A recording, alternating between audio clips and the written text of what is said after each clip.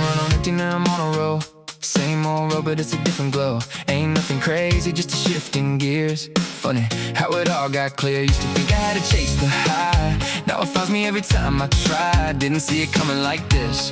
Now I'm right in the middle of it. I ain't saying I got it all, but I ain't missing what I thought. It's getting better than it should be. Little too good for a guy like me. Every door I used to push won't budge. Now they're opening up easy. Yeah, it's better than it used to feel.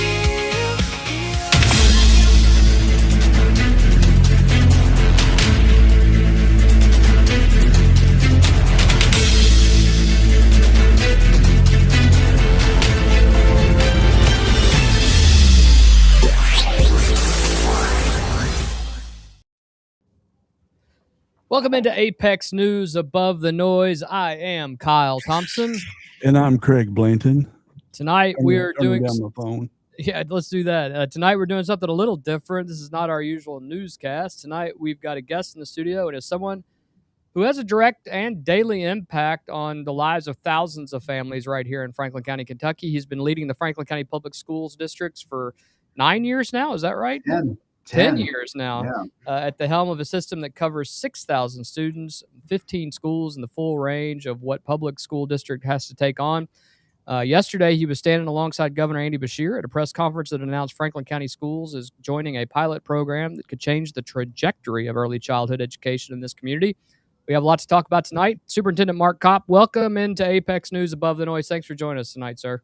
Well, I can't thank you enough for having me. I'm excited to join you guys. I'm an admirer of your show from afar, and a little nervous about being on the show and being live and everything. But no, I'm super excited to be here. We have told people that they can join in and ask questions if they want to. We'll screen them to make screen them. Yeah, they'll show up before they come up. Awesome. Before any. And by the way, I should say the picture of me there. We kind of talked beforehand. Yeah. Yeah, that's before I've lost some pounds. And like I told you, Superintendent, it's one of those things where when you lose 94 pounds and you don't have any new pictures, the internet's forever. So it ends up pulling what was out there. So you've sent us updated pictures. We'll do that in the future when you come on the show. So, Superintendent, I think it's important that a lot of people know what your background is, where you came from, how you ended up in Frankfort and Franklin County. Give us a little bit of background for those who are joining us who may see your superintendent's moment on on Cable 10 or elsewhere, but don't know you personally. Tell us a little bit about yourself. Sure. Well, like I said, my name's Mark Kopp. I've been the superintendent here. This is starting my 10th year as superintendent. This is year number 33 in education for me, so I've been doing this for a long time now. I was born and raised in Southern Ohio, a little town called Waverly, which not many people know where it is, but it's about 60 miles south of Columbus, about 15 miles south of Chillicothe, and it's a really similar area to Kentucky. And it was a really great transition for me when I was able to come to Kentucky. I moved here actually from the state of Florida. So I've worked in education in 3 different states, in Ohio, and then in Florida for 3 years. I was in Ohio for 9 years, in Florida for 3 years, and then the rest of my time's been in Kentucky. I first came here in 2005, and I was hired to be the state social studies lead in 2005, and I actually moved to Frankfort at that time. And I worked here at the Kentucky Department of Education from 2005 to 2009, and absolutely fell in love with Frankfort. And the Department of Education was a really good opportunity to have a job that allowed me to impact education at the state level. As everyone who lives here knows, state jobs don't pay very well, but they do lead to great opportunities. And it did lead me to have an opportunity to be the chief academic officer in Hardin County Schools. And I went there in 2009, spent 8 years working in that school district as an assistant superintendent / chief academic officer. When this superintendent job came open, this was the first job that I applied for because I wanted to be back in Franklin County. And I was blessed to be hired by a Board of Education in 2017 that puts students first. And I've been blessed to work here ever since. I'm on my third contract. I have 3 years left on this current contract. And if they still think I'm doing a good job at the end of this one, I hope they'll hire me or continue to employ me moving forward. I have I don't foresee stopping anytime soon.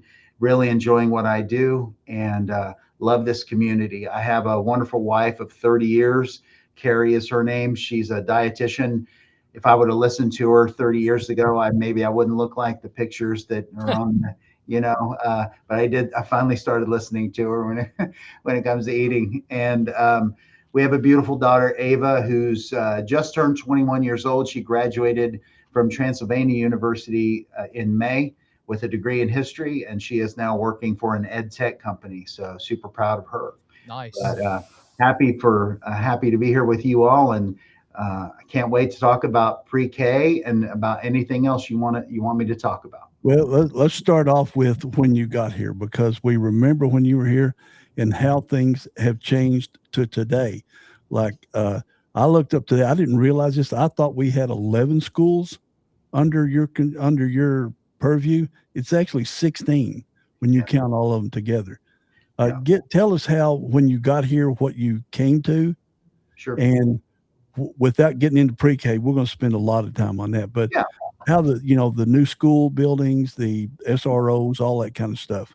Yeah, we've done a lot in these 10 years. One of the things when the board hired me, they asked me specifically to do two things right off the jump. Number one was to raise teacher pay, and number two was to increase graduation rate.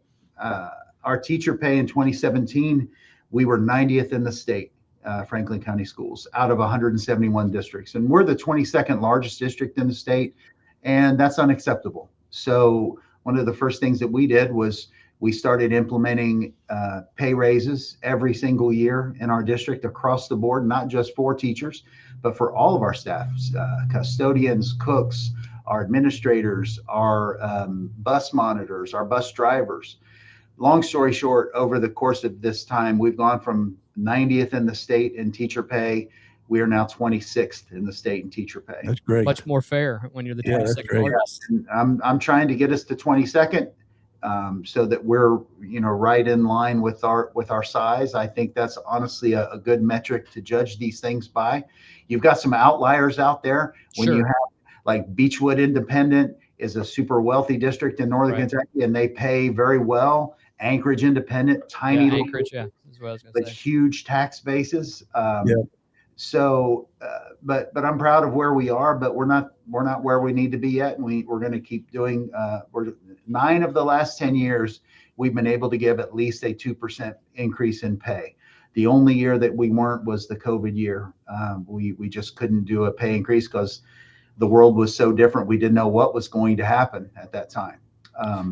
So the last 2 years, we were able to give 4% raise each of those 2 years. And then this year, we were able to do a 2% raise. So we're continuing to move forward with that. Graduation rate, Craig, you had mentioned creation of a school. Our graduation rate when I came in was in the low 80s. We were like 83% as a district. And again, unacceptable. That diploma means everything to our kids. That is the light at the end of the tunnel. That is what provides our kids an opportunity to be successful in the community. And so what we did was we really analyzed where were we missing out. And I'll just try to simplify it as much as I can, but we have 2 amazing high schools, Western Hills and Franklin County. And both of those schools require at least 26 hours to graduate from high school. Now, the state minimum requirement is 22 hours. So they go above and beyond what the state requires. When I was in high school, it was 18. There you go. And it's really rigorous to require that many hours. And what we saw was we were missing out on, there was a large population of kiddos that they could get to 22 hours, but those extra 4 hours were really challenging. Some of our kids were working to support their families. Some of them were working to support their own families because they had started a family early on. Some of them had little brothers and little sisters that they had to take care of and were having to miss school. There were a lot of different things that play into these decisions. So what we decided to do was something that I brought with me from where I had been in Hardin County. We created what's called an A5 school, which is a school that has non-traditional attendance. So the state allows you to create an environment where students can come on an irregular basis if it's beneficial for their situation.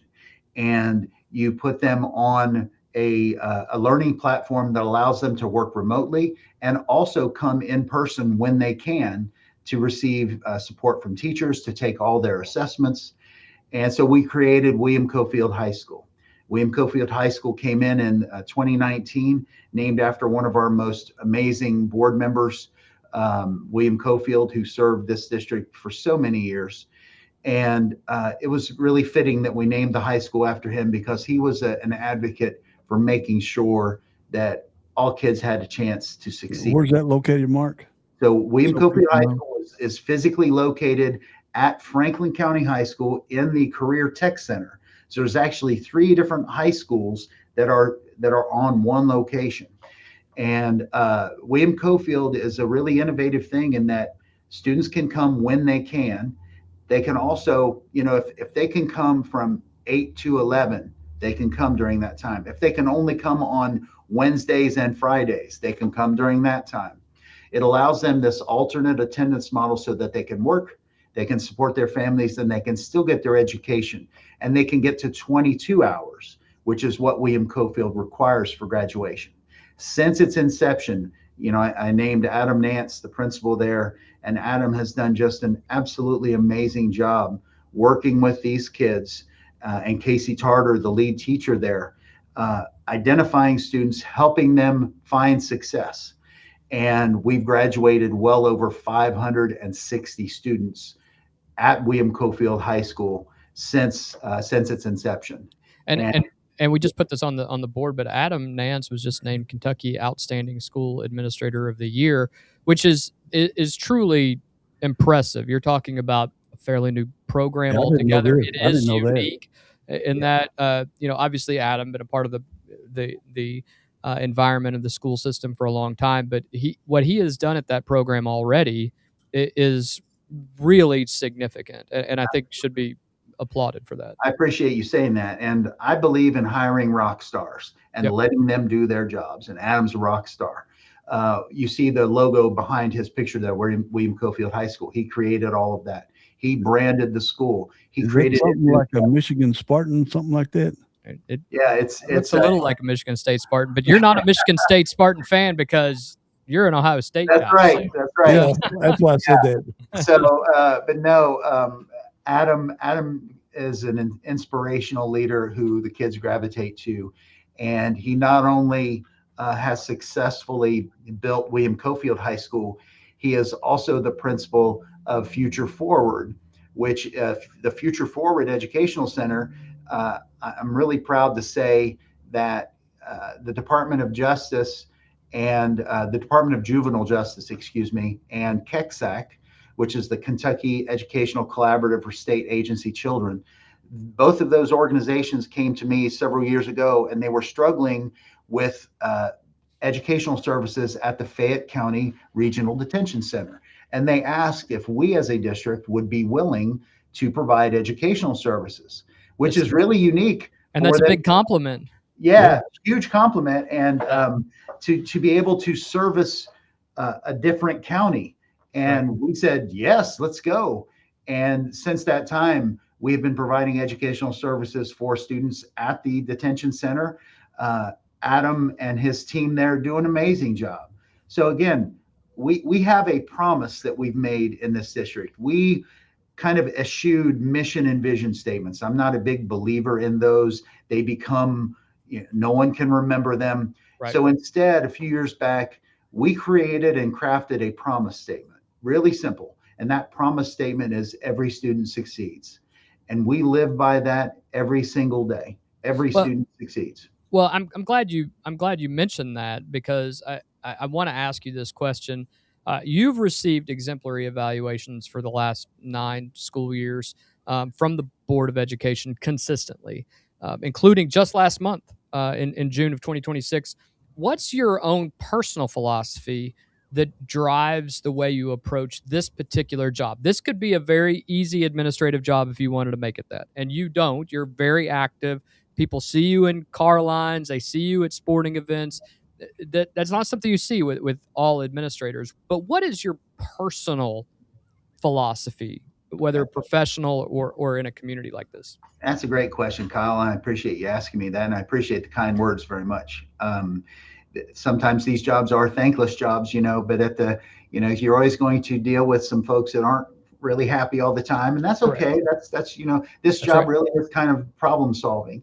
And my personal philosophy is really simple. We have to put kids first with every decision that we make. Now, that sounds cliche, right? It sounds like every school district would say something like that.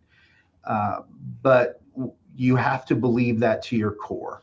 Everything that I take to the Board of Education, including the decision about pre-K, and we'll talk about that later, every single one of those things is about students. It's about putting students first. And I'll just share this with you. I just thought about this. We have our retreat tomorrow. We bring all of our administrators in, and we go over our word for the year. And I won't necessarily show what the word of the year is yet, because I don't want to ruin the surprise for the administrators tomorrow morning. But you don't want to make the big announcement right here. That's right. That's right. Breaking news. That's right. Breaking That's right. news. Breaking news. Remember right the breaking news thing? Yeah. So what I will say about it is we create a word every year that builds into that promise, into that idea that we have to put kids first. Last year, the word was courage. It takes courage to be an administrator, and courage is the middle C in FCS. So I will say that the word of the year is the F word, not that F word. Yeah. It's a. I'll just share it with you. Why not? It's focus. Okay? Nice. That's cool. Yeah. It's focus. And so breaking news, focus. That'll be the focus. Yes. Focus is going to be the focus. Our retreat this year and our year is going to be spent on providing focus so that we can make courageous decisions.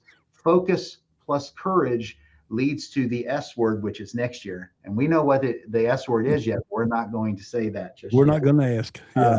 But we ask our folks to make this commitment. And our anchor statement is at the bottom of this sheet. I don't know if you can see this. I'll try to hold it up here. I don't know if you can see this really well. Probably. It's kind of blurry. Well, there. Let's see. A little blurry, but every student. I'm trying to, because it's backwards. I'm going to read it. Yeah, there you go. Every student succeeds is not a slogan. It's a filter for every decision we make. So that's it. I mean, that's what I believe. Pretty simple, straight to the point. That's my filter. How can we make decisions so that every student can succeed? Well, we'll move on to the main topic of what brought you here. Because this, your governor thing was yesterday on the governor's announcement. You were picked as the 3rd pilot school. Is that correct? After Rockcastle in another county? Yeah, us in another district. There's 4 now. Yeah. And so the governor reached out to us and asked us to be a pilot district for expanding this pre-K pilot program. And we're the largest district to have the ability and the honor to do this. And I was just over the moon excited about this opportunity. And it was one of these things where the governor found some federal dollars that they needed to spend, and they reached out to us. And I think part of it is, honestly, I mean, we're here, and it's easy to monitor, the work that we're doing. But also a lot of the other things that we've kind of talked about. We've developed a very strong reputation about putting kids first and being as innovative as we can. And this is really a chance to do all of those things. The Pre-K for All pilot, what this is going to do for us is going to allow every one of Franklin County students who are 4 years old as of August the 1st are going to be able to enter into full day preschool in our district Monday through Thursday. And then Friday, of course, is going to be a day of planning and home visits and things like that. But we will be offering wraparound services for those families that need that. But it's a full day preschool program. One of the things that I mentioned yesterday in the press conference with the governor is fewer than 40% of our students in this district are ready for kindergarten. Can you define what you mean by that? Because Yes. I noticed you said that yesterday, Yeah. and it was a short one, so you couldn't really get into it. Sure. There's a screener that's called the Brigance, and it's basically an assessment that analyzes kindergarten readiness through a lot of different skills and knowledge pieces and things that kindergartners should be able to do when they enter kindergarten. And every district in the state is required to give the Brigance screener. When we give that assessment, fewer than 40% of our kids are recognized as being kindergarten ready. And that's unacceptable. We need to make sure that we do everything we can to get them ready. When kids start in kindergarten, we don't want to spend a lot of time learning for the first time what a letter is or what a number is, or spending time learning how to trace a letter. Those are things that if we can start that process earlier, then we can, as I said yesterday in the press conference, K through 12 education is a marathon. So why on earth wouldn't we want to give them a head start? Let's get them starting that race a year early and give them a leg up. And so every kid that hits 4, because my wife sent me 2 questions while we were driving back from Midway. Mhm. Every 4-year-old is eligible now, right? There's no financial requirements. Right. It's 100% of 4-year-olds. Yeah, 100% of 4-year-olds as of August 1st. Okay, and, so one of the questions she asked was, will our grandson, who will be 4 next July, be able to attend public preschool? Next August, yes. Yes, okay. This first year, because okay. he's only 3 now. Okay, like my 2 granddaughters went through ELV. Mm-hmm. So she asked, will the east side be sent to their district schools, or will preschool stay at ELV? Great question. It will stay at ELV this year. So what about for 27 school year? Yeah, so we're going to talk about that. So let's talk about ELV first of all. As you all, some of you, I hope most people know that the Early Learning Village is our pre-K center for the East Side schools. Mm-hmm. So for preschool and kindergarten right now, all of our students who normally would attend Hearn or Peaks Mill or Elkhorn Elementary, they all go to ELV for preschool and kindergarten.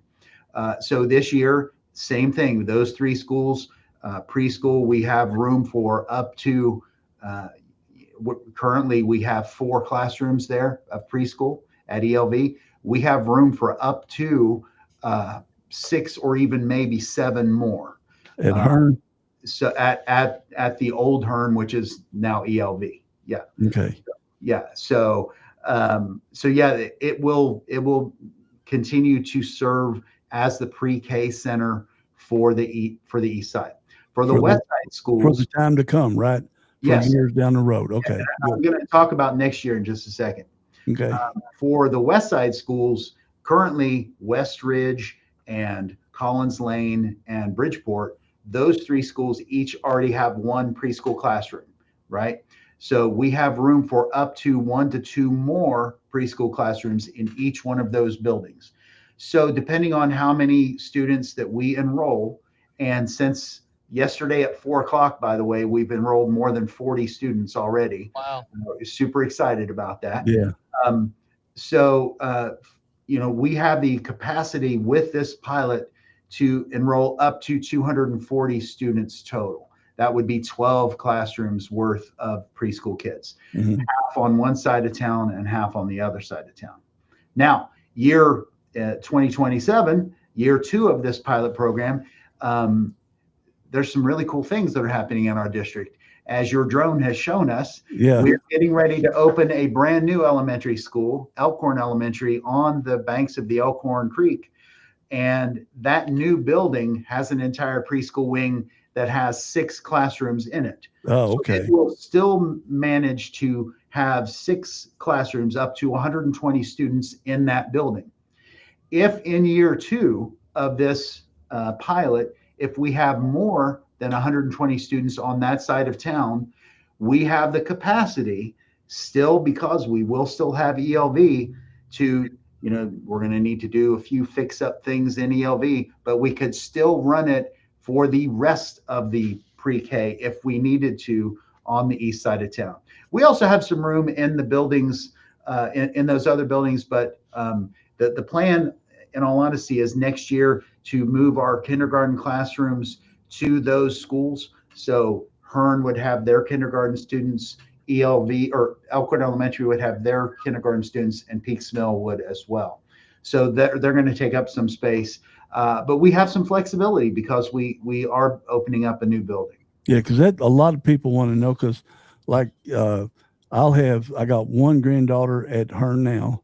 I'll have another one that's going into she's 6, so that's first grade, so she'll be there. And then the oldest grandson will eventually, I'll have all 3 of them there, because from preschool to kindergarten, correct? That's great. Yes. Yeah. Okay. So that's I think that answers her questions. And I think, will ELV continue existing several years down the road? Because you got the new Elkhorn, you're revamping all the schools and the preschool and pre-K and all that. What will be the final status of ELV when it's done? So that's going to be a decision for a future Board of Education to make, whether it's our current board or, and they continue to serve in their roles. One thing about the old ELV, or the current ELV, I should say, the old Hearn, as some people call it, it's an old building, and it's got some challenges in terms of its maintenance. Frankly, it needs a new roof, and roofs are expensive. And so we'll need to make sure that if we do continue to use it in some form or fashion, we would need to do some fixing up on it. So that's always a possibility. The one thing that that it's never been a great site for a school, simply because it's hard to get the buses in and out of there. Yep. It's hard to get the kids out with parking. You can't come left and right out of there with the school bus. And so that's a challenge, and that's something that we'll have to consider as we move forward. Mark, so make sure I understand the numbers. 240 first year, then maybe increase that a little bit, but we're definitely looking at about 500 kids that will be able to go through the program in the first couple of years. Yeah, so it's when you count up the total number of students that this could impact, it's going to, as I said yesterday in the press conference, over a 2-year period, up to 1,000 students could be impacted in some way, shape, or form by this program. Is it first come, first serve? So yeah, what we're going to have to do is, because here's the one thing I talked about to the board in the board meeting the other night. We are not going to use our general fund dollars for this pilot program. Every dollar that we're going to spend on this is going to come from the money that we receive from the Beshear administration and the federal government. So if we start approaching where the numbers, and it's really hard to judge, it's kind of like throwing a dart at a dartboard. It's really hard to judge how many students we're going to get until we actually start getting them. Yeah. And if we start approaching that number where it would push us to, we're getting to close to the top of those dollars, at that point we would have to stop enrollment. Hopefully we get there, sure. But as of right now, we're just not sure. We'll be first in line, because something financial, people don't really think about. When you send your grandchildren or your children to pre-K, it's not cheap. Right. The programs that our grandkids have gone through, but they are not cheap. And we talked about being a win-win-win, and you had another win for grandparents. Yeah. So think about it from this perspective. We're going to get our students more ready for kindergarten. That's a huge win for our students. We're going to allow our parents to save money that they would have had to spend on childcare. And that will be a huge help financially, especially in very tough times. I mean, this is, when gas is approaching $4 a gallon, these are great things that we're going to be able to help our community with.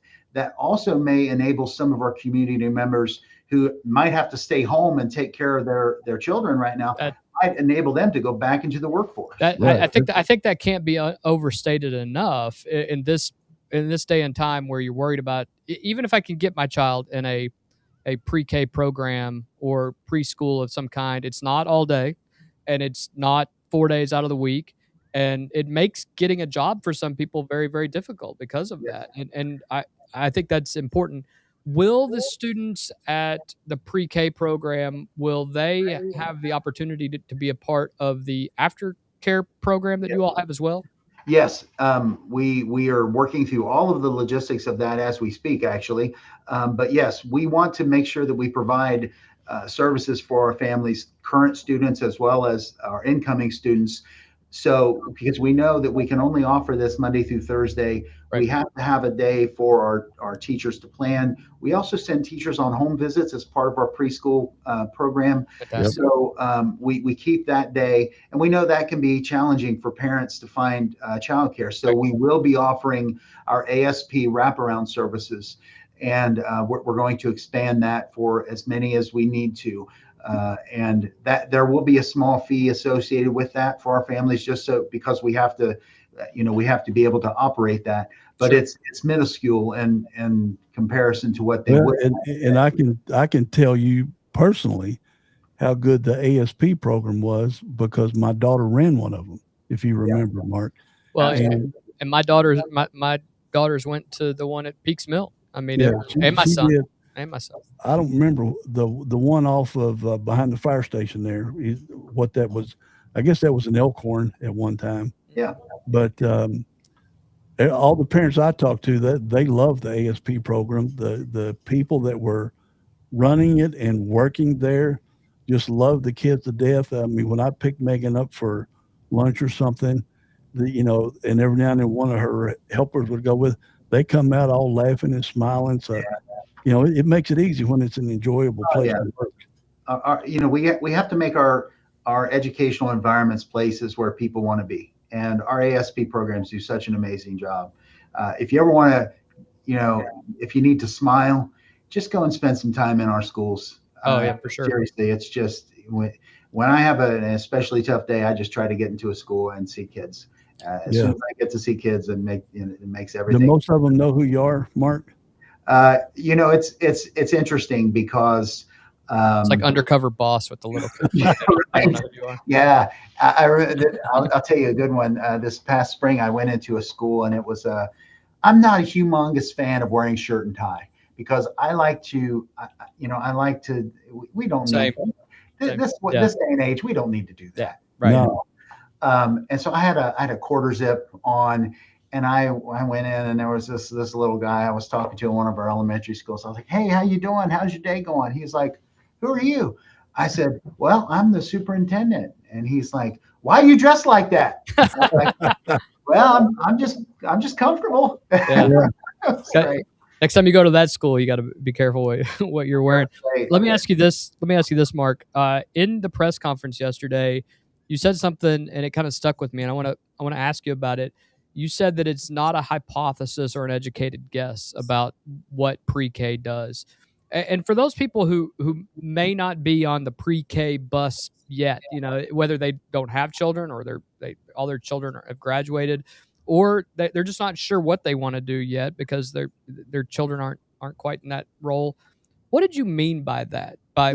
By pre-K is not a hypothesis or an educated guess. Yeah. So for whatever reason, this has become a highly politicized issue. And I've never understood why that is. Regardless of where you are, whether you're left, right, middle, this is something that's just best for kids. There have been decades of research about pre-K education that all show that if students are more ready when they enter kindergarten, they're going to have a much higher success rate, both academically, socially, and behaviorally. All three of those things. My research from this came from my mom was a first grade teacher for 32 years. And she raised three boys after my father died tragically when I was 3 years old. And she had a very difficult time raising us, right? And so she would come home and talk about her first grade kiddos. And I always remember her talking about the difference between kids that parents read to them and parents who didn't read to them. Yep. And to me, that always stuck with me. And with our daughter, when she was born, from the day she was born, my wife and I read to her religiously every single night. And I don't know how many parents do that, but one of the ways that we can help assist with that issue is doing this, is giving us the opportunity to read to them every single day before they get into kindergarten. If Uh, nothing else, if nothing else. if nothing else, introduce them to the love of reading. And it's a dying art, it's a dying skill in our society when we all have become so in tune to, as I always say, praying to the iPhone God. That's right. Right. Yeah.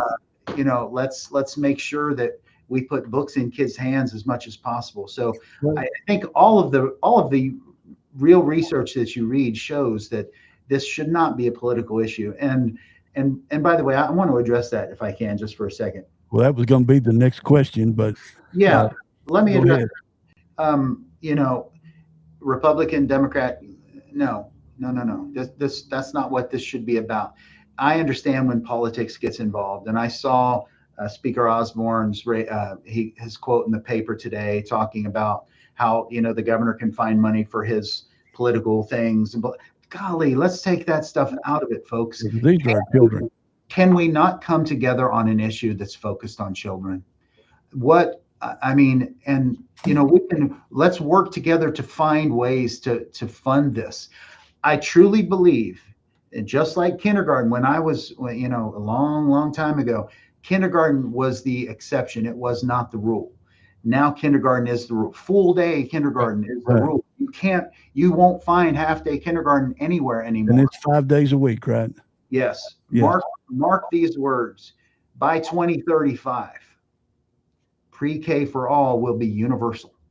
We will, between now and then, find a way to make this universal. So why not find a way to do it now? Well, and I think it's interesting you mentioned that, because it's interesting that it becomes a political issue about funding and all these other things, when it truly should be a bipartisan effort.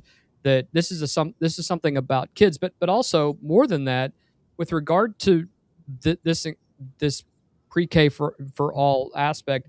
It looks like more than 93 school superintendents representing more than half of Kentucky school districts signed letters of support for the initiative. More than 150 business owners, large business owners, by the way, which will actually help them with the individuals that they can hire.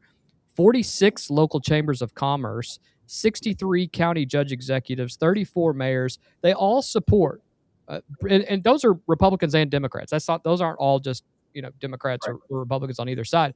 So I guess from a perspective of, hey, we're going to benefit from this. It's a pilot project. The whole Commonwealth's going to benefit. The whole from Commonwealth's going to benefit, but we get to start it first, which means we will have one of the longest running programs. Once it gets going, we can kind of see what works and what doesn't. Tell us how this changes just for your for those in the Franklin County community and our workforce, because I think that's the big deal that people are going to be able to see and depend on in years future. It's a huge deal. And when I got the phone call from the governor's office, I didn't ask, oh, is this a Democratic governor or is this a Republican governor? Right. Is this which group of senators are behind this? Right. My question was, how quickly do you need us to put together a budget for you so that we can make this happen for kids? So it's one of those things where it's going to be so impactful in our community. Think about a family right now that has 2 children that are under the age of 5, so they're not in kindergarten. A family with 2 kids has to find daycare for those 2 children if both parents work. And as we know, in most cases, our parents are working, and because they have to. I mean, costs are exorbitant right now. imagine being able to offset the cost of daycare for a 4-year-old by being able to send them to. Hey, we talked about it today. It's huge. It's Yeah. huge, and then freeing up grandma or grandpa to, maybe they've earned the right not to have to work, but maybe they Craig. want to work. We watch ours. My wife. Yeah, ain't I'm you? there. I'm there just causing trouble. But on Mondays and Fridays, so that our daughter-in-law, my son's wife, so she can work to help out the family. Yeah, when I talked about when I moved here in 2005 with a 10-day-old baby. I moved my wife and my daughter, who had just been born on July 4th, 2005.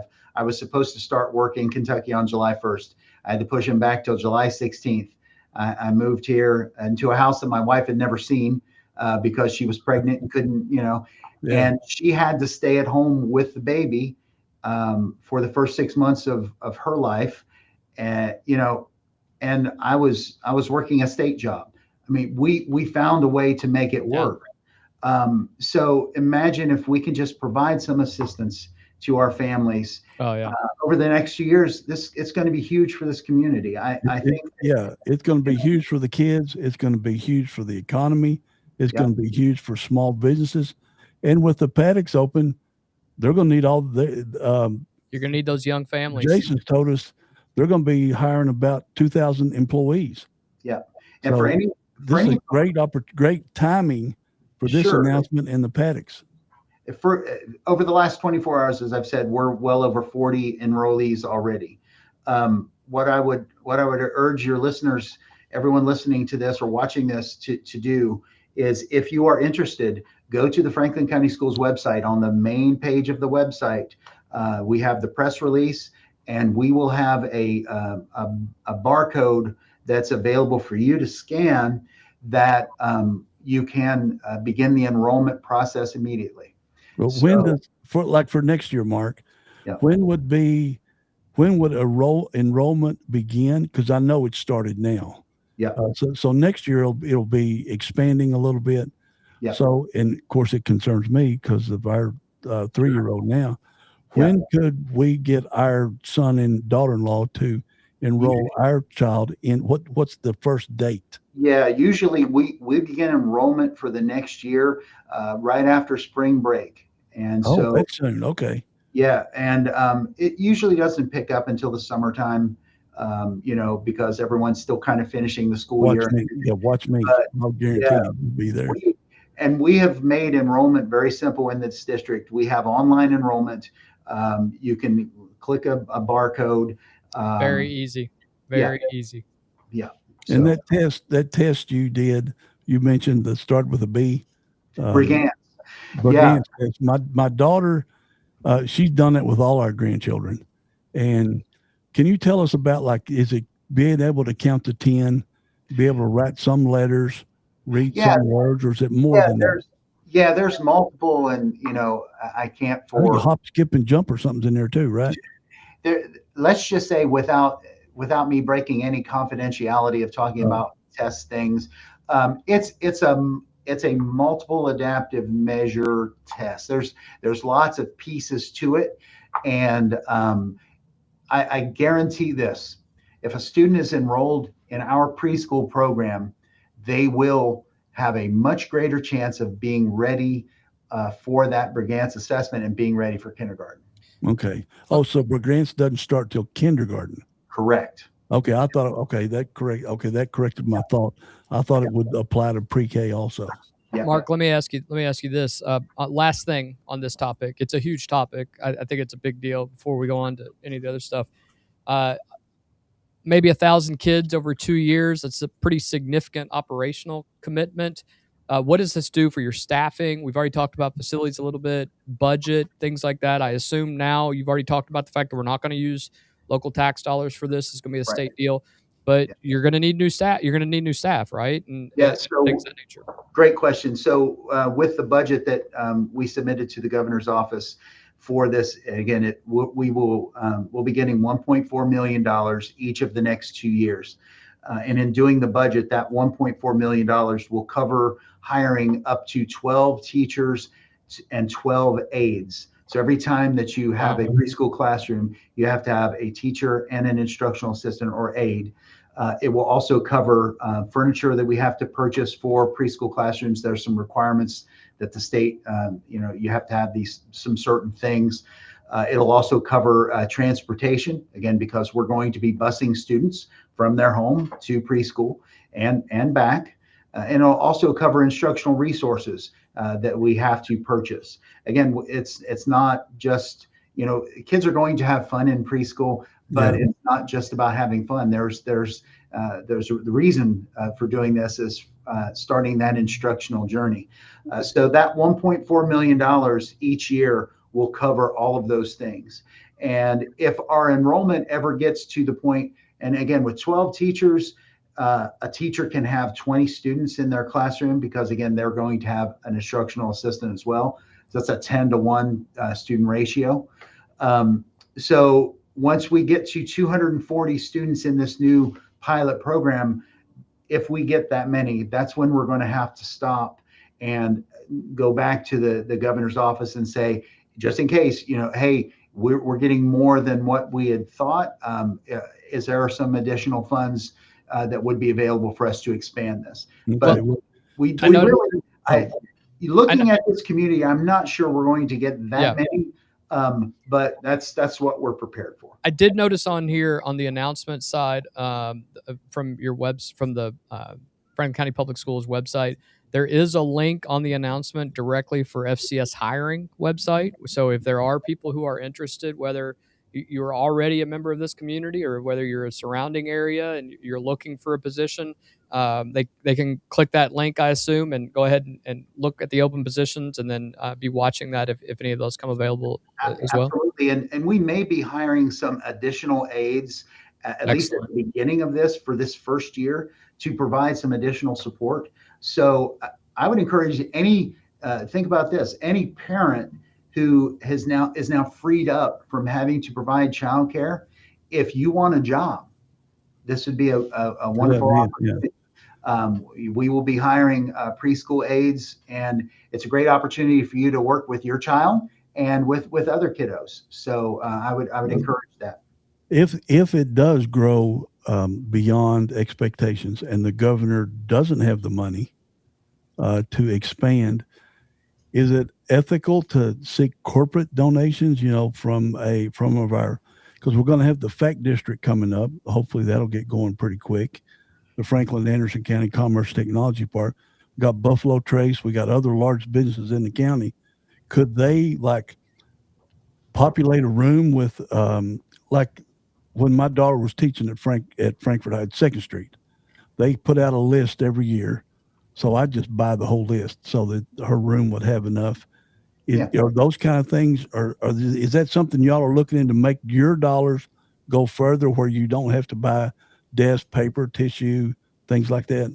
We're never going to say no to any help we can provide. No, I mean, do you actively, like 2nd Street, actively put it out to their parents? Yeah.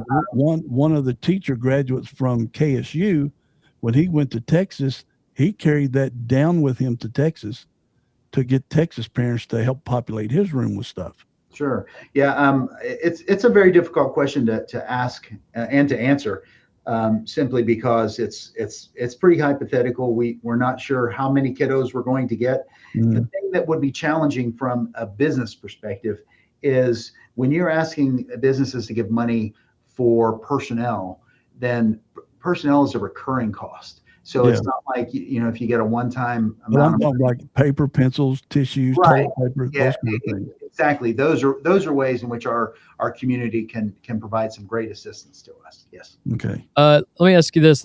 Now that we've covered the big news, it's always important to us to brag on, not only the teachers, but the students and that in this we have a district that is, they say it's on the rise. I don't think people understand what that means, but last year, the 2025, in November 2025, Kentucky released the results of the Kentucky Summative Assessments, the KSA. It's those tests at the end of the year that everybody has to do. Not everybody. It's 4th grade, 8th grade, Yeah. It's sophomore. every grade level, 3 through 10, in some way, shape, or form gets testing. Okay. And Franklin County schools had what, by any measure, looks like a significant year. And I've been talking to some of the folks at the high school and throughout the district. You all believe you're going to get good scores again this year. So walk us through what happened and what you all did to get these good test scores. Because some people are going to come in and they're going to say, "Oh, you taught the test. You worked on them to just get better scores because that helps you all out." And we know that's not the case because we know teachers and what they're doing with these students. Tell us a little about what from a 30,000-foot view as the Right. superintendent, and then how you all actually implemented that in those classrooms. Well, I want to give credit where it's due, and that's for our amazing teachers, our amazing instructional assistants, our central office staff who works diligently with curriculum instruction and assessment, a board of education that puts kids first in every one of their decisions.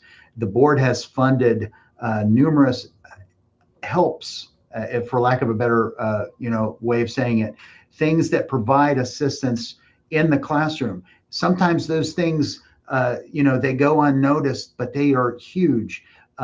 For instance, a few years ago, the board funded behavioral interventionists in our schools. So we have, whenever there's a behavioral disruption, we have a position in our schools now that can provide assistance, remove that student, work through their issues, calm them down, and not disrupt the instruction that's going on for the rest of the kids. That might not look like a direct instructional impact, but it's huge. It is. Is So this concerning the school out on Democrat Drive? So not necessarily. Every one of our schools has a behavior interventionist. Okay. So a 30,000-foot view is we've got great teachers, and like I said, I've been in 3 states. I've been in multiple districts. I've been in multiple districts across this state when I worked for the Department of Education. I have never seen better instruction than in this district. The one thing that I saw when I came as superintendent was that we did not have a common curriculum.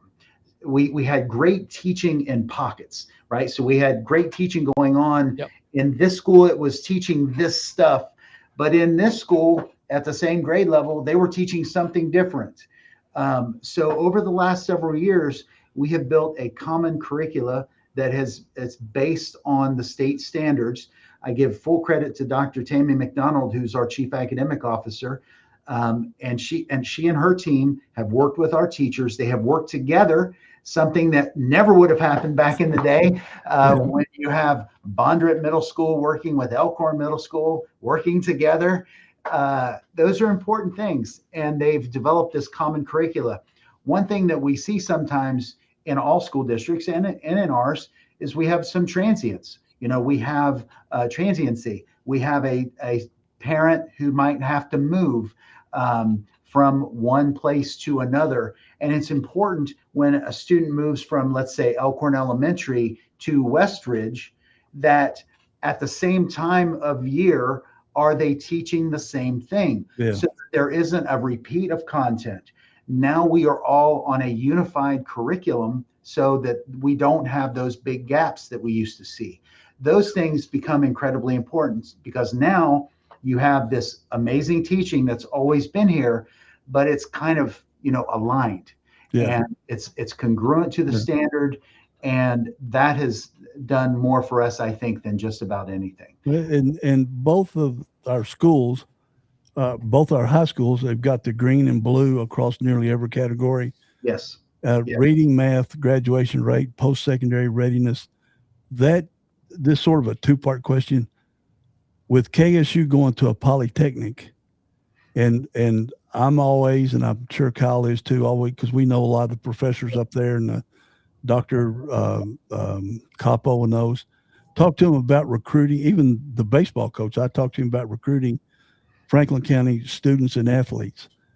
Well, going to that polytechnic and what you all are focusing on, the core of what's going to move America forward, will that help, or will y'all do programs with KSU along those lines?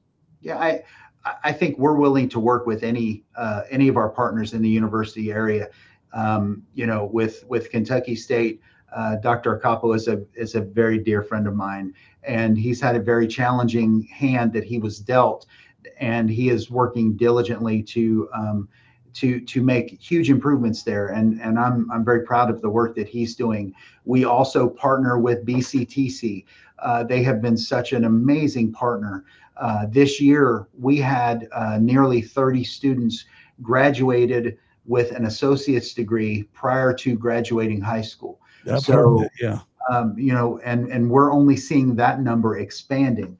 We feel like looking at the different programs that we have, we're going to be over 50 students next year, tracking to be over 75 students the following year. That's phenomenal. So, Yeah, we're doing those things, and I think those are really impactful. You mentioned both of our high schools. What an amazing job that they do. We have both AP and dual credit that are taught and offered at both of our schools. And that college readiness number that you mentioned is huge, and it's increased significantly over these last 10 years. Our graduation rates are higher than they've ever been. Our post-secondary readiness is higher than it's ever been. When you have those things happening, then you're going to have success. And let me talk a little bit about that, because it's not just teachers. Your teachers are phenomenal. I'm just going to go ahead and tell you, but it's some administrators. It's Kim Young, what she's done. Awesome. I mean, she's phenomenal.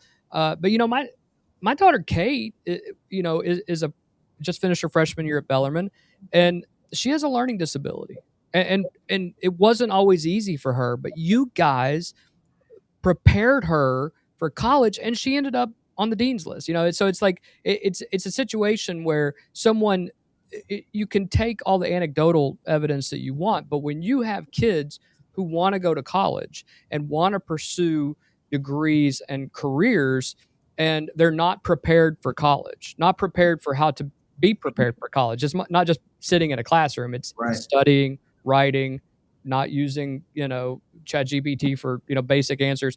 Right. And I want to give credit where credit is due, because there were additional, counseling staff and educational staff that helped, not only kind of hone in on what it's like to make a schedule, but those are the things, life skill kind of issues that in today's educational world, the three of us didn't have to deal with those things, but this group of kids does. And you guys don't take it as we'll just hire whoever to fill that position because they've been here for 50 years and they can handle the truancy aspect. You put people in those positions who are going to make kids better, whatever that position is. And that's a big deal for parents. And I don't think people really know the behind the scenes of that. I'll give you one more example, Superintendent Kopp, is that I understand that, and you haven't mentioned this yet, but one of the areas that we've improved in is English language learners. Mhm. And you all have gone above and beyond to help those families and those kids who are first generation, for many of them, who are learning the English language. But these kids aren't just learning the English language and nothing else. These kids are learning the English language, succeeding in the classroom, and then able to go on to college, which is, regardless of political lean or bent, that's what we all want. We want people to be productive members of society, and you don't look at it as just one more area to stick kids. You want everybody to succeed regardless of their ability or where they came from. And I think that's something that you guys should really take about. Well, let me first say, but preach. You are 1000% correct in everything that you just said, and we're blessed to have people that care about kids. Absolutely. I would encourage anyone in the state of Kentucky, in the great Commonwealth, or as I said in the press conference yesterday, Kentucky, right? I just got tongue tied. I wasn't going to bring that up. I was doing great till the very end, but I would encourage anyone to walk into Franklin County High School. It is a feeling unlike any other building. It is a feeling of extreme pride in the school that has been there. It oozes from everything in that building. And I think it's the lighthouse for what you would want from a school from a cultural perspective. Let me mention something about English language learners. And this is a really interesting point that I can talk about the Board of Education again. A couple of years ago, I went to a conference and I saw this program. It's called audio enhancement, and audio enhancement is it's a multifaceted program, but basically teachers wear a lanyard that has a microphone attached to it, and the microphone sits here, and there are speakers in the classroom. And the company was founded by a woman whose children, two of her children, were deaf, and she created a speaker system for amplification of teacher voices. Okay, and it started from that in the 1980s, and it expanded into this product now that incorporates multiple pieces of technology. It still has the amplification to save a teacher's voice. And as someone who, I have hearing aids, I don't hear well. And I'm always the student who has always sat in the front of the classroom because I couldn't hear Right. effectively from the back. And I think, from that perspective, if you just look at that from that, it's awesome. But the other thing that this new product provides is safety. This microphone has buttons on it. Yep. And if there is a fight in the classroom or if a disturbance, the teachers can press the buttons 3 times and it will alert every administrator in the building. And it uses GPS, and it says there's a fight in this room or there's a situation, and it will allow our SROs and our administrators to get to that spot immediately. They can also institute a lockdown. By pressing this thing 8 times, it will send the whole school into a lockdown. It is linked to all of these TV screens that are in the hallways. It provides a new monitoring system that our front office, an intercom system, where they can poke on certain classrooms. If they only want to make an announcement to the 6th grade wing, they can just go do, hey, an announcement from blah, blah, blah, blah, blah. So it's these multiple pieces. I say all that to say it has one other piece of technology. It has the ability for this microphone. If a student scans a barcode when they enter a classroom, if a student only speaks French or comes to us from Bosnia and only speaks Bosnian, okay, if they scan a barcode, they put their headphones on, plug it into their Chromebook, whatever words that the teacher speaks into the microphone are immediately translated into 140 different languages. Wow. That student, That's like the UN, right? It's like the UN. So instead of then having to deal when you're trying to teach math to a student who only speaks Spanish, and they're trying to translate and learn what algebra is. I mean, forget it. Yeah. It does it in their language. And so I saw these things and I brought it back to our board and I said, folks, this is a game changer for me. I can't tell you how amazed I was at this technology. I said, it's really expensive though. It's going to cost somewhere around $300,000 for each school that we do this in. But this is what it's going to do. And it's a one-time fee. Once you pay it, it's yours forever. And I explained it to the board. And I said, even if we have to do it in phases, can we do this? And without blinking an eye, in a 5-0 vote, they said, yes, we're going to make it happen. Yeah. So we have it in both of our high schools, both of our middle schools. We're putting right now, it just was finished in 2 of our elementary schools. And next summer, we will finish the rest of our elementary schools. It will be in every school in the district. Yeah. Well, that's a good lead in to my next question. We've got a diverse student base, and something that is just as important as the upcoming pre-K stuff is feeding our kids. Yes. We've got a lot of free and reduced lunch, just like every school in America does anymore. Mm-hmm. How do you all handle that? What's involved, and just tell us about that. So it's about hiring rock stars and letting them do their job. Christy is our. I know Christy. Yeah, she's amazing, and she's our food service director, and she and her staff work so hard every year to ensure that we're providing not only nutritious meals to our kids, but also tasty ones. We know that when the changes occurred a few years ago, several years during the Obama administration, school lunches changed a little bit, and they changed a lot, unfortunately, in flavor. They filled up trash cans too, didn't they? Oh man, it just isn't. It's not any good, Yeah.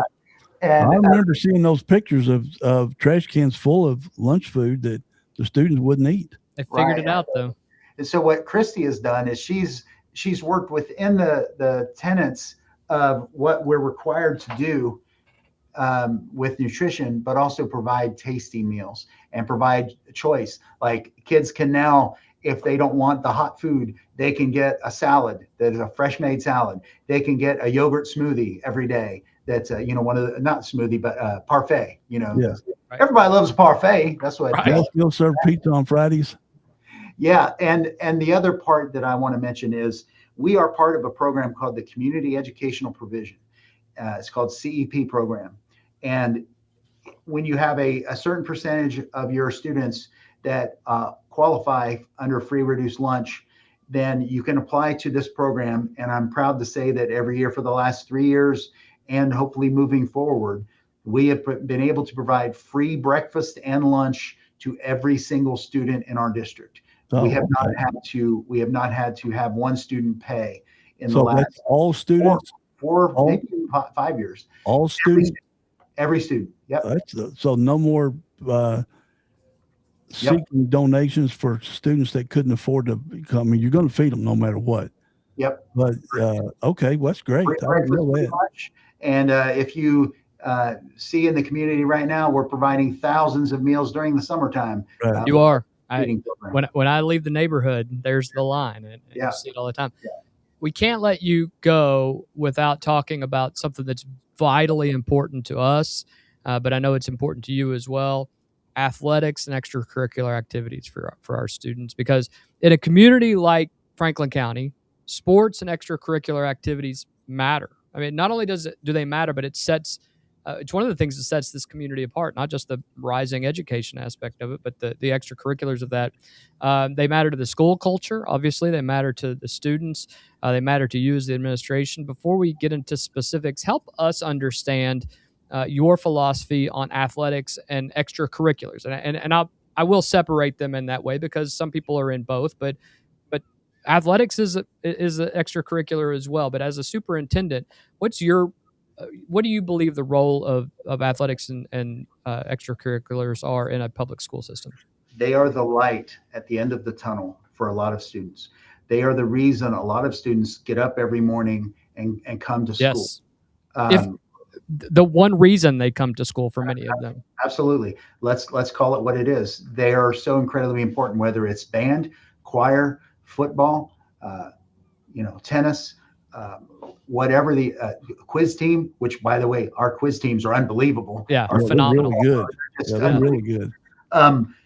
As a former coach of a million different sports for a million years, it feels like, and as a former athletic director, I know firsthand, and I've seen it every day of my career, how important athletics are.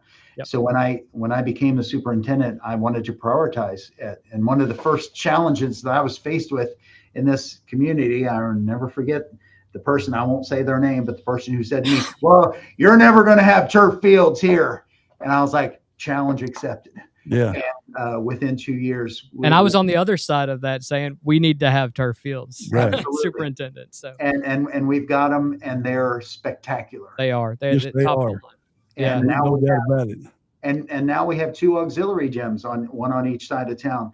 I always hated, I would walk in, when you go to Western Hills, if you're trying to get back for like a volleyball game or whatever, you have to go through the front. Yep. And I would come through in the cafeteria, and this would be, afternoon, like 4:30 or whatever. And there were wrestlers wrestling in there, and there would be archers, running down the hallway and there would be dance and cheer doing their flips next to the wrestlers on the mat. And I'm like, what on earth are we doing here? Yep. So I had looked back, and I found this old plan from 2005 that some superintendent and some group had worked on. And I looked at it, it's a great big map, and it had an auxiliary gym. And I was like, well, why didn't this ever happen? Why didn't this ever get built? And at that moment, I said, we're going to make this happen. By the way, before I get to that, let me say this, just for fun. 10 years ago, when I was first, it was about this time. That's why I say this. I went to my very first scrimmage. It was a volleyball scrimmage over at Franklin County High School. Yeah. And I walked in, I was wearing a shirt and tie because I thought that's what you're supposed to do as a Right, superintendent. right. And I walk in the gym to watch a volleyball scrimmage, and it was about 1,000,000 degrees in there. And I was looking around and I was like, golly, Yep. would someone turn the air conditioning on in here? And the guy next to me goes, there isn't any air conditioning. I was like, no air conditioning in the Yeah. gym? We're changing that first thing. Yeah. Boom. Yeah. And so that was the first item. Well, Mark, you remember when you took me through the auxiliary gym at Western Hills? Yeah. You told me one very important fact, and let's see if I remember it correctly. We didn't have to do a tax increase to pay for either one of them at either school. That's correct. You managed it internally. Yeah. That's a big kudos to be able to do that. if nothing else, not raising taxes on people and it's still accomplishing big projects is quite And quite something. as a school district, and I'm extraordinarily fiscally conservative. I don't like it when my taxes get raised. And guess what? I'm a taxpayer here. So having said that, we don't produce a product that we can increase the price of that product in order to bring in more revenue. The only way that we can get more revenue is either increasing taxes or relying on assessments going up in our community, or hoping that the state does what they're supposed to do and give us proper funding. And Right. we know some of these things we don't have control over. So I've tried to be very judicious with our tax, and I'm proud to say it's only increased over a 10-year period about 6 cents. So from 68 cents to 74.5 cents over 10 years. I'm really proud of that fact. When you compare our tax rate to, let's just use our nearest neighbor, Frankfort Independent, our tax rate 74.5, theirs is 102.5. Right. Yeah. So, Well, and you had a couple of years that you reduced it. yes, Right. exactly. And the brilliant thing about assessments is when assessments go up, your tax rate can come down and you can still get additional revenue. Yeah. So that's something that we strive for. And with Target coming in and these and hopefully new housing developments, I think we're at the beginning of a really great stage where we will be able to continue to expand on opportunities in this district. Remember going to the legislature? I just happened to be there with Kenny Carroll when you were testifying before them about the bourbon tax Yes. and what it was going to mean. Doing research later, learned that Franklin County was the biggest beneficiary of the barrel tax. Yeah. And where does most of the barrel tax and all property tax money go? Is to our schools. Yes. Now, is the legislature still committed to, as the barrel tax winds down over the next 20 years, Yeah. are they still committed to making up the school portion of the tax that we were getting? Because like you said, it would be a big hit on our school system. Our tax, the amount of taxes that we received last year because of our friends in the bourbon industry and our partners in the community was 7 figures. That's what helps us fund being able to do what we do. And I'm very hopeful that the legislature will please quit politicizing public education. Public education was created in 1646 in Puritan New England, and it was created for one reason: to create good citizens. There was the old Deluder Satan Act that was, I'm sorry, I'm going to get a little history. That's okay. We do that. Nerding out, go for it. Yeah, we do it. they created these laws that put a schoolmaster in each village that their job was to create good citizens, because they were concerned that the old Deluder Satan would start turning kids against being good citizens, right? That's the purpose of public education. There's nothing about that that's red or blue or anything else. So please quit attacking public education. It's the one thing that has been consistent in our country since before our country was officially founded. It That's what made our country great. Declaration of Independence by 130 years. Yeah. Sorry. It's what made our country great. And, we could talk about that, the political side of education, for days. Yeah. That's just the way it is, because everything, it doesn't matter what's going on in the country today. Everything is politicized, and we've got to start taking care of our country instead of Let's being an quit R or a D. let's quit worrying about saving the dollars of profit for companies like the bourbon industry. Just being honest here, and let's start putting those dollars into public education. Yep. Because we are producing citizens that are going to work for our corporations. And technology's taking over. 5 years, this country in by 2030, 2031, we're going to be living in an entirely different country. Sure. Spans of jobs are going to disappear because of AI, and that's why I'm so thankful with KSU going to the polytechnic route, because that's what we're going to need. Yep. But since I guess we're getting close to the end here. One, this is a kudos to you, and because you do go testify, you do go, and you can see, like Governor Beshear said, well, thanks for driving so far, Mark. That was kind of a funny moment. But with this pre-K stuff, are just to be straight, you're going to be the man because you're in it so early. You'll be able to gather so much data. Will all these other superintendents be reaching out to you from across Kentucky? Well, I'm more than willing to share our experience with this, and I just humbly ask our legislature to look at this objectively and understand that things can shift, things can change. Sure. We don't have to do things just because this is the way we've been doing them for 30 years. Let's think about helping our kids, giving them the best chance to have success. And, if we have to shift some of our economic priorities, it would be really great. There you go. Like that, Mark. Yeah, exactly.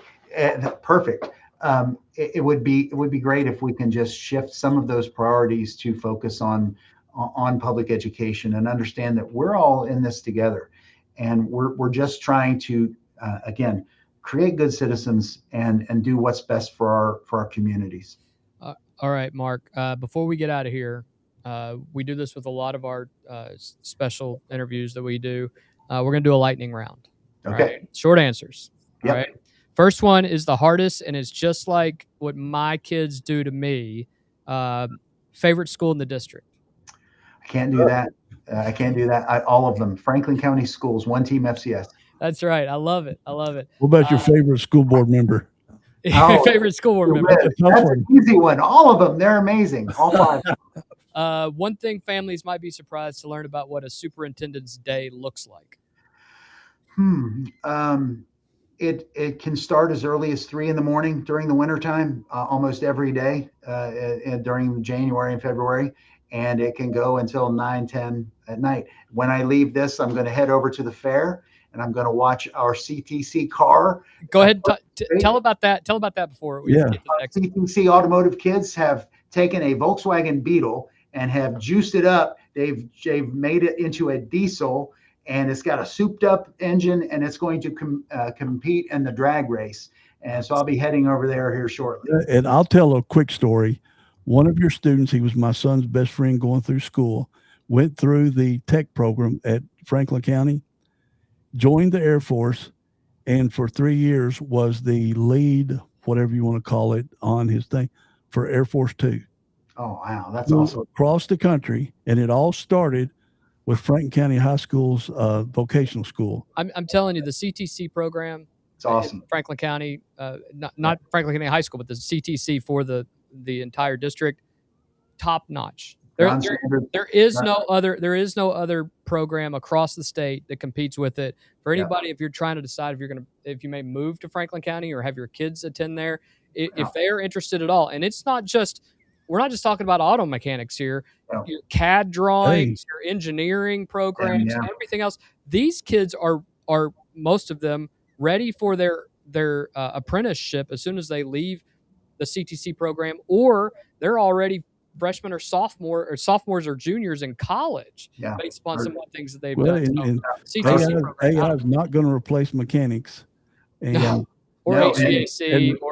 And remember what mechanics make now at the dealerships. I don't know about the private ones, but at the dealerships, they're pulling $70 an hour at 21 years old. Yeah. Our certified nursing assistants, medical nursing aid, our phlebotomy program where our kids are taking draws. So needed.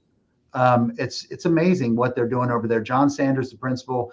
I'd like to go down and list every teacher: Randy Shoemaker, Mr. Schaus, J.W. Blackburn. I will forget some, but they all do an They'll hold amazing. it against you. Don't worry if you miss them. Yeah. They'll hold it against you. Yeah. Best thing about Franklin County as a community from a school's perspective? That's a great question.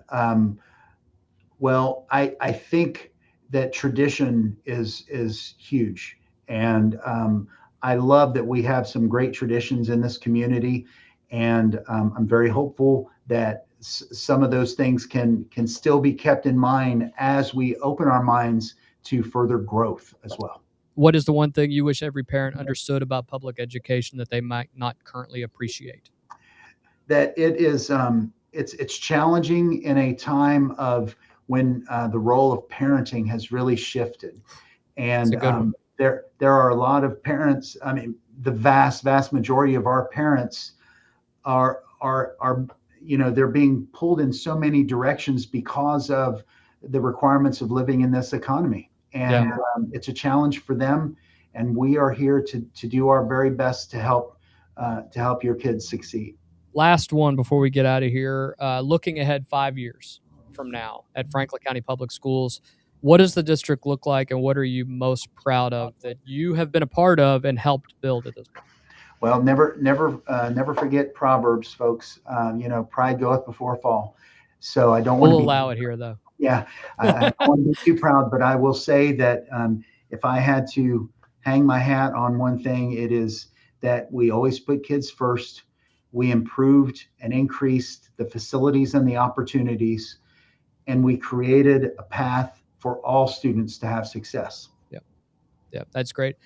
Superintendent Kopp, from a personal level, I will say that you and I have known each other for several years because we've worked on other things. I will say on a professional level, your door has always been open. Even if we might be at odds over something, your door is always open. You and I have sat and talked for long periods of time and discussed things that we're both in favor of and things that we might not agree on, but you've always been kind and open. And anybody who knows you will tell you that is one of your greatest qualities. And thank you for being here. Thanks for letting us ask you a bunch of questions, letting us brag on you a little bit, and for telling us about the new program you're going to be having. I'm tickled to be here, guys. Thanks for having me. It was a hoot. I'm thrilled to be here, and I'll come anytime you want me to. You're going to get tired of hearing me, though. So. No, not at all. Not at all. No, that's not going to happen, because the only way people of Franklin County can learn, the taxpayers, let's say, but the people of Franklin County can learn about our schools is having you and others come talk to us publicly and ask questions that you're not going to normally get asked in a particular, hoity-toity situation. Yeah. And we appreciate that, because this is unscripted. You'll answer questions, and we appreciate that. Superintendent Kopp, we can't thank you enough. We will definitely have you back. Just hang on one second with us as we wrap up here. We'll come back. To everyone watching and listening tonight that is going to do it for this very special episode of Apex News Above the Noise. We will be back tomorrow for our regular news format and our next episode. Also, then later tomorrow night, we'll be having it's not even a State of the Union, but post-presidential speech. That's going to be a first for us, Mark. It's going to be pretty fun.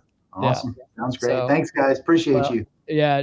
For any of you who have not subscribed already, make sure you like, subscribe, hit that notification bell. Join us anytime that you want to get news without the spin. Until next time, make sure that you stay informed, stay sharp, and stay above the noise. Have a great night, everybody. We will talk to you guys later.